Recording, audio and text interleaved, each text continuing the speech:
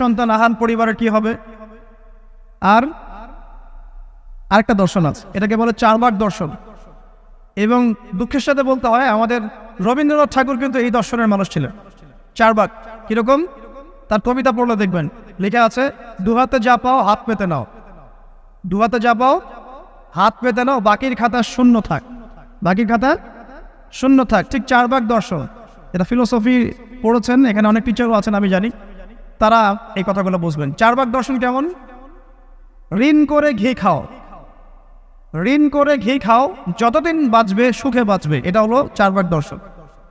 তো দুহাতে যাবো হাত পেতে নাও, বাকির খাতা শূন্য থাক, মিল আছে না?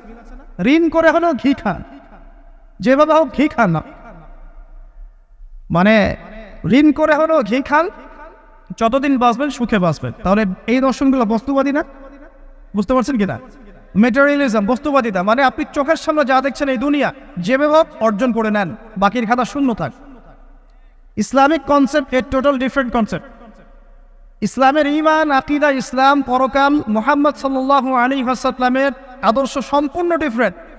আমরা বলি কি, এই দুনিয়াতে আমরা মুসাফির, দুনিয়াতে আমরা কি মুসাফির, কে কতদিন থাকবো কোনো ঠিক নাই।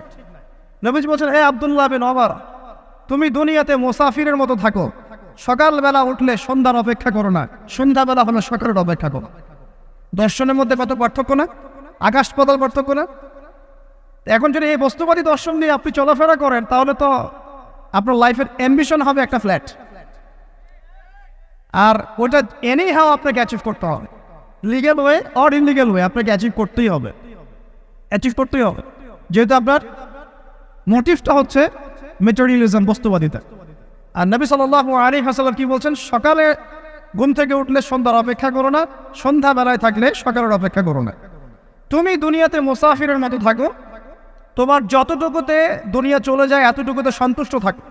নবীজি বলছেন, তোমরা হাঁটবে যখন রাস্তায় চলাফেরা করবে, তোমাদের উপরের দিকে দেখবে না তোমাদের উপরে কারা আছে, অলওয়েজ দেখবা তোমাদের নিচে কারা আছে, তোমাদের চেয়ে খারাপ কারা আছে। এক ভাইকে আপনি দেখবেন আপনি সুস্থ, তার হাত নাই। আরেক ভাইকে দেখবেন আপনি সুস্থ, তার চোখ নাই।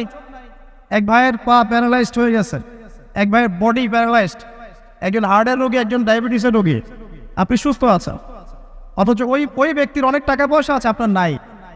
এখানে কে ধনী বলেন দেখি, আপনি না সে? আপনার সুস্থতা আছে।